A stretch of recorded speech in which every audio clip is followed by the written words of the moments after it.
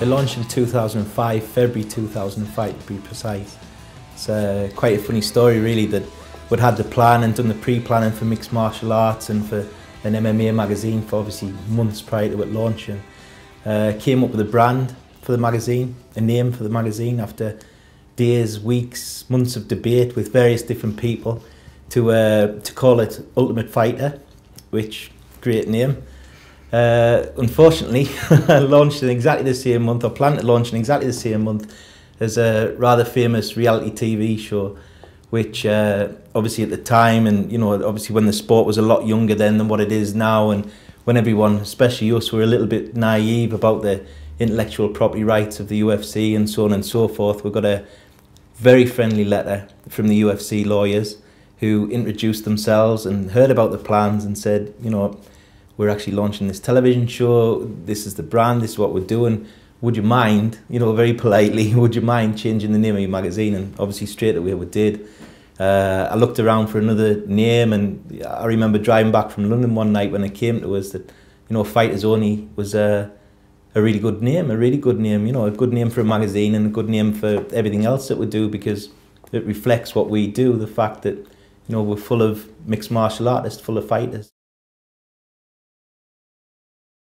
A lot of people say it's the look and feel of the magazine. I mean, one thing about the magazine is that, you know, we're perfect bound, we're oversized, we're very glossy, we have a lot of high quality photography in the magazine. And the one thing that we've always done is that we've always treated the sport in a very professional attitude. We have never gone for the whole guts and no glutz, no glory. You know, we've never kind of tried selling it as a spectacle. We've always given the sport the respect it deserves, and the athletes the respect they deserve as well. We've treated the fighters as people, as personalities, as opposed to just commodities. And one thing that we're really keen to do is to present the sport in a way that people who maybe don't follow the sport, who aren't aware of it, they can see the magazine, they can learn about it, and hopefully get switched on.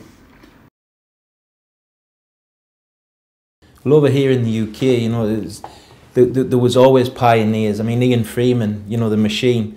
You know, I was Ian's sparring partner for 3-4 years. That's how I originally got into the sport. And, you know, him and other fighters, you know, they really started off travelling around the world and sort of fighting in really obscure countries and stuff when it really was so small, you know.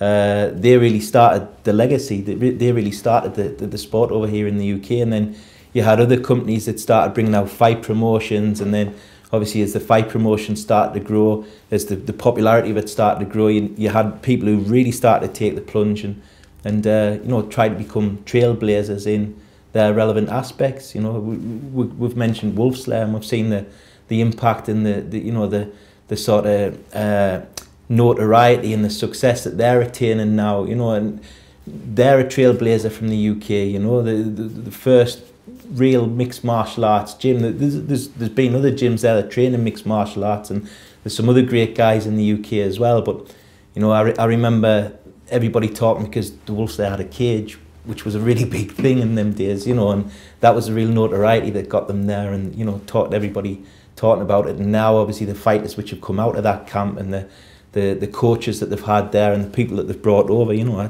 they've really blazed a trail over here, and that's how they're getting the success that they're getting now, you know. And there's other companies as well, you know, there's guys who have started up, they've seen niches in marketplaces, you know, businessmen who've thought, well, there's a lack in this side of thing as well, you know, the fight shop type of company, you know, who's come out and they've dedicated themselves to providing stuff to people to be able to buy whatever type of mixed martial arts or combat sports equipment that they want. You know, other promotions which have really dug their heels in and said, you know, we're going to make a go of this as well. And everybody's very passionate in the UK, really are, and there's some big trailblazing companies over here. What do I foresee in the future? Well, people who know me and anybody that knows anyone about us will laugh at something like that, because, you know, without being bullish or sounding stupid, I want nothing less than worldwide media domination, you know. And I know you know, it sounds a funny thing, but I'm a very ambitious guy. I'm very proud of our brand. I think we've got a really fantastic brand. We've got a fantastic product, which, you know, is really recognised worldwide now. We've distributed to about 15, 16 countries now for the last 2-3 years.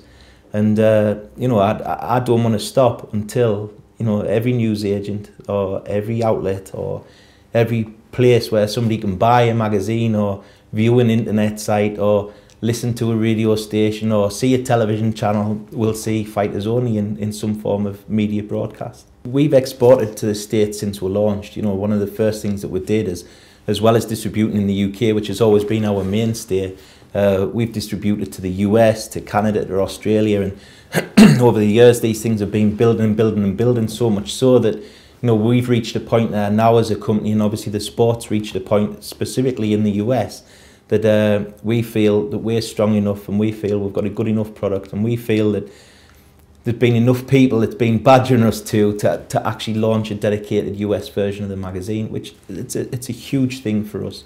You know, I've been to the States numerous occasions. I know how passionate guys are over there for mixed martial arts. You know, we really want to come and bring something different, something new, but also to the guys who have bought and supported us for the last 4 years, a better service, the ability to subscribe, which they never had before, and more things to actually get more and more US information into the magazine on a more dedicated basis, and, you know, really hit things hard. As I say, world domination.